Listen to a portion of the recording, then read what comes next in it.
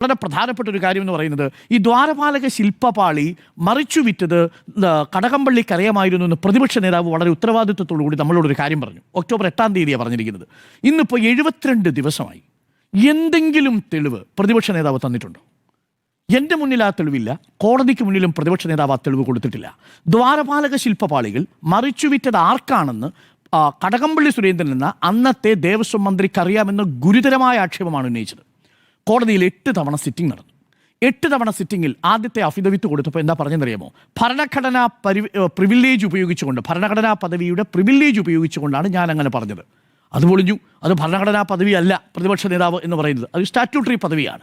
അതുകൊണ്ട് ഭരണഘടനാ പദവിയുടെ പരിരക്ഷ അതിന് കിട്ടില്ല. രണ്ടാമത്തെ കാര്യം പറഞ്ഞു, ഇത് ഹൈക്കോടതി റഫറൻസിനെ ഉദ്ധരിച്ചുകൊണ്ടാണ് ഞാൻ ഈ പറഞ്ഞത്. ഇന്നേ വരെ ഈ 3 പ്രധാനപ്പെട്ട ജാമ്യം പരിഗണിക്കുന്ന ഈ ഘട്ടത്തിൽ പോലും ഒക്ടോബർ മുതൽ ഇതുവരെ നീളുന്ന ഹൈക്കോടതി വ്യവഹാരങ്ങളിൽ ഏതെങ്കിലും ഒരു ഭാഗത്ത്, അത് ജാമ്യം കൊടുക്കുന്നതിലാവട്ടെ, SITയുടെ അന്വേഷണ റിപ്പോർട്ടിന്മേലാവട്ടെ, കടകംപള്ളി സുരേന്ദ്രനുമായിട്ടും സർക്കാരുമായിട്ടും നേരിട്ട് ബന്ധിപ്പിക്കുന്ന ഒരു വാക്ക് ഈ പറയുന്ന റഫറൻസിൽ ചൂണ്ടിക്കാണിക്കാൻ പറ്റൂ? കടകംപള്ളി സുരേന്ദ്രൻ അഭിഭാഷകൻ ചോദിച്ചൊരു ചോദ്യമാണ്. പ്രതിപക്ഷ നേതാവിൻ്റെ അഭിഭാഷകൻ്റെ മറുപടി ഉണ്ടായിരുന്നു. ഏതെങ്കിലും ഒരു റഫറൻസ് ഈ നിമിഷം വരെ കടകംപള്ളി സുരേന്ദ്രനോ ഈ സർക്കാരിനോ ഇതുമായി ബന്ധപ്പെട്ട് ഏതെങ്കിലും തരത്തിൽ പങ്കുണ്ട് എന്ന മട്ടിൽ നേരിട്ടുള്ളൊരു റഫറൻസ് ഇത്രയും നാളായല്ലോ ഈ കേസ് എത്ര റിപ്പോർട്ടുകൾ കൊടുത്തു, എത്ര ഇടക്കാല റിപ്പോർട്ടുകൾ കൊടുത്തു? ബിഗ് ഗൺസിനെ കുറിച്ച് പറയുന്നത് ആരാ ബിഗ് ഗൺസ്? നമ്മുടെ മുന്നിലുള്ളത് കുറച്ച് ചിത്രങ്ങളല്ലേ? കടകംപള്ളി സുരേന്ദ്രനും പോറ്റിയും തമ്മിലിരിക്കുന്ന ചിത്രം. ആ 2 ചിത്രം ഉണ്ടെങ്കിൽ 2 ചിത്രം മറുഭാഗത്തുമുണ്ട്. സോണിയാഗാന്ധിയുടെ വീട്ടിൽ 2 തവണ പോയിട്ടുണ്ട് ഉണ്ണികൃഷ്ണൻ പോറ്റി. സോണിയാഗാന്ധിയുമായി 2 തവണ കൂടിക്കാഴ്ച നടത്തി ഉണ്ണികൃഷ്ണൻ പോറ്റി. അതുകൊണ്ട് സോണിയാഗാന്ധി ഈ കേസിൽ നമുക്ക് ആരോപിക്കാൻ പറ്റുമോ? ഞാൻ വിശ്വസിക്കുന്നില്ല, ഞാൻ വിശ്വസിക്കാൻ ആഗ്രഹിക്കുന്നതുമില്ല അങ്ങനെ ഏതെങ്കിലും തരത്തിൽ ഒരു. പക്ഷേ ഈ സോണിയാഗാന്ധിയുടെ വസതിയിലേക്ക് എത്തിക്കണമെങ്കിൽ ചെറിയ കാര്യമാണോ? നമുക്കാർക്കെങ്കിലും സോണിയാഗാന്ധിയുടെ വീട്ടിൽ വളരെ പെട്ടെന്ന് അപ്പോയിൻമെൻറ്റ് എടുത്ത് പോകാൻ കഴിയുമോ? കോൺഗ്രസ് പ്രവർത്തകർക്ക് കഴിയുമോ? സാധാരണ പ്രവർത്തകർക്ക്. പക്ഷേ എങ്ങനെയാണ് ഉണ്ണികൃഷ്ണൻ പോറ്റി ആന്റണിക്കൊപ്പം അവിടെ പോയി കയ്യിൽ ചരട് കെട്ടി കൊടുക്കുന്നത്? ചരടെന്നാണ് ഞാൻ മനസ്സിലാക്കുന്നത്. അതിനകത്ത് സ്വർണ്ണം ഉണ്ടെന്ന് ഞാൻ കരുതുന്നില്ല ഈ ഘട്ടത്തിൽ. അതിന് മുമ്പിൽ എനിക്ക് തെളിവുകളില്ല. എങ്ങനെയാ സോണിയാഗാന്ധിയുടെ അടുത്തേക്ക് പോകാൻ പറ്റുക? എങ്ങനെ BJP MLA സതീഷ് കുമാറിൻ്റെ അടുത്തേക്ക് പോകാൻ പറ്റുക? BJP MLA സതീഷ് കുമാർ, കർണാടകയിലെ BJP MLA സതീഷ് കുമാറിനോടൊപ്പം നിൽക്കുന്ന ഫോട്ടോ ഇന്ത്യയിലുണ്ട്. ഇതാണോ ബിഗ് ഗൺ? ഇതാണോ ബിഗ് ഷോട്ട്? അപ്പോൾ ഫോട്ടോ വെച്ചുകൊണ്ട് നമുക്ക് പറയാൻ കഴിയില്ല. എന്റെ ചോദ്യം ഹൈക്കോടതിയുടെ ദേവസ്വം മന്ത്രിയുടെ ഒരു റെഫറൻസ് പറ. ഹൈക്കോടതിയുടെ കേസിൽ അതാ എന്റെ ചോദ്യം. ഹൈക്കോടതിയുടെ കേസിൽ ഇതുവരെ SITയുടെ ഏതെങ്കിലും ഒരു ഇടക്കാല റിപ്പോർട്ടിൽ, ഇനി അത് വേണ്ട, ഏതെങ്കിലും ഒരു പ്രതിയുടെ ജാമ്യാപേക്ഷ പരിഗണിക്കുമ്പോൾ ഈ കടകംപള്ളി സുരേന്ദ്രന്റെ പേരോ ദേവസ്വം മിനിസ്റ്റർ എന്ന വാക്കോ ഗവൺമെന്റ് എന്ന വാക്കോ ഈ ഹൈക്കോടതിയുടെ റഫറൻസിൽ എവിടെയെങ്കിലും ഉണ്ടോ?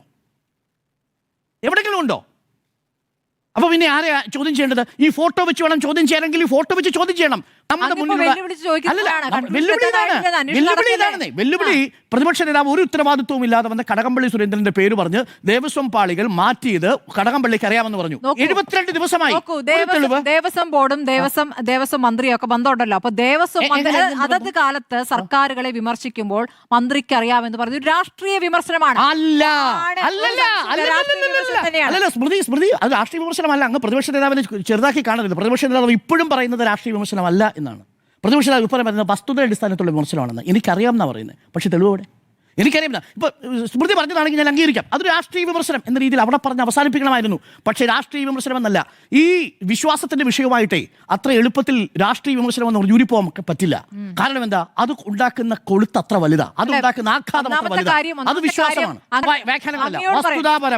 വസ്തുതാപരമായി ഞാൻ ഈ പറഞ്ഞ ഏതെങ്കിലും ഒരു കാര്യം താങ്കൾക്ക് ഖണ്ഡിക്കാൻ ഹൈക്കോടതിയുടെ ഇടപെടലുകളിൽ, ഹൈക്കോടതിയുടെ ഉത്തരവുകളിൽ, ഹൈക്കോടതിയുടെ വാക്കാലുള്ള പരാമർശങ്ങളിൽ ഈ സർക്കാരിന്റെ പേരോ അതല്ലെങ്കിൽ ദേവസ്വം മന്ത്രിയുടെ പേരോ നേരിട്ട് പറഞ്ഞുകൊണ്ടുള്ള ഒരു റെഫറൻസ് പറയാൻ പറ്റുമോ? ആ റെഫറൻസ് ഉദ്ധരിച്ചാണോ പ്രതിപക്ഷ നേതാവ് പറഞ്ഞത്? അങ്ങനെയൊക്കെ പറയുന്ന ഘട്ടമായിട്ടുണ്ടാകില്ല. അതാണ് പറയുന്നത്. ഈ അന്വേഷണം ഏത് ഘട്ടത്തിലേക്കാണ് പോകുന്നത് നമുക്ക് പറയാറായിട്ടില്ല.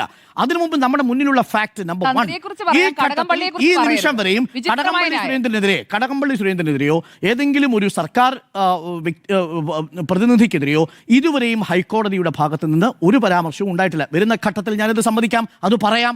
ഇനി ഭാവിയിൽ വരാൻ പോകുന്നതിനെ കുറിച്ചാണെങ്കിൽ ഈ പറയുന്ന സാധ്യതകളെല്ലാം ഉണ്ടെന്നേ. ഭാവിയിൽ വരാൻ പോകുന്ന ഈ സാധ്യതകളെല്ലാം ഉണ്ടെന്നേ നമുക്ക് ചർച്ച ചെയ്യാം. BJP MLA സതീഷ് കുമാർ, സോണിയാഗാന്ധി, ആന്റണി, ഈ പറയുന്ന അടൂർ പ്രകാശ്, കടകംപള്ളി സുരേന്ദ്രൻ, ഇവരെയൊക്കെ കാണുന്നത് എങ്ങനെയാണ്, ഏതൊക്കെ വേദികളിലാണ് കാണുന്നത്, എന്തുകൊണ്ടാണ് ഉണ്ണികൃഷ്ണൻ പോറ്റിയുമായി ഇവർക്കൊക്കെയുള്ള അടുപ്പമെന്ന് ചോദിക്കുന്നത് അങ്ങനെ ഒരു രാഷ്ട്രീയമായിട്ടുള്ള ചോദ്യമായതുകൊണ്ടാണ്. ഞാനതുകൊണ്ട് ഇതൊക്കെ അന്വേഷണത്തിന്റെ പരിധിയിൽ വന്ന് അടുത്ത ഘട്ടത്തിലേക്ക് നീങ്ങുന്നു. റോദം ജുവലറിയിൽ നിന്നാണ് 476 ഗ്രാം സ്വർണം പിടിച്ചെടുത്തിരിക്കുന്നത്. അതേതെങ്കിലും സർക്കാരിന്റെ, കേരള സർക്കാരിന്റെ ഏതെങ്കിലും ഉദ്യോഗസ്ഥന്റെ വീട്ടിൽ നിന്നല്ല. ഇനി രണ്ടാമത്തെ 100 ഗ്രാം സ്വർണം വീണ്ടെടുത്തിരിക്കുന്നത് സ്മാർട്ട് ക്രിയേഷൻസിന്റെ സിഇഒയുടെ അടുത്ത് നിന്നാണ്. അതും കേരള സർക്കാരിന്റെ ഉദ്യോഗസ്ഥനല്ല, അതും കേരളത്തിലെ ഏതെങ്കിലും ഒരു രാഷ്ട്രീയ പാർട്ടിയുടെ നേതാവല്ല. അപ്പോൾ തൊണ്ടി മുതൽ പിടിച്ചെടുത്തിരിക്കുന്ന 2 പേരെ ഇന്നിപ്പോൾ അറസ്റ്റ് ചെയ്തിരിക്കുന്നു. ഇവിടെ SITക്ക് പിഴച്ചത് SIT. അപ്പോൾ അതുകൊണ്ട് SITക്ക് തിരിച്ചടി എന്ന ചോദ്യത്തിന് എൻ്റെ ഉത്തരം വളരെ ലളിതമാണ്. SITക്ക് തിരിച്ചടി ഇല്ലെന്ന് മാത്രമല്ല, ഇതുവരെ വന്നിരിക്കുന്ന തെളിവുകൾ പ്രകാരം നമ്മുടെ മുന്നിൽ സർക്കാരിനെതിരെ നേരിട്ട് കണക്ട് ചെയ്യാൻ പറ്റിയ ഒരു റെഫറൻസ് പോലുമില്ല. ഈ കേസ്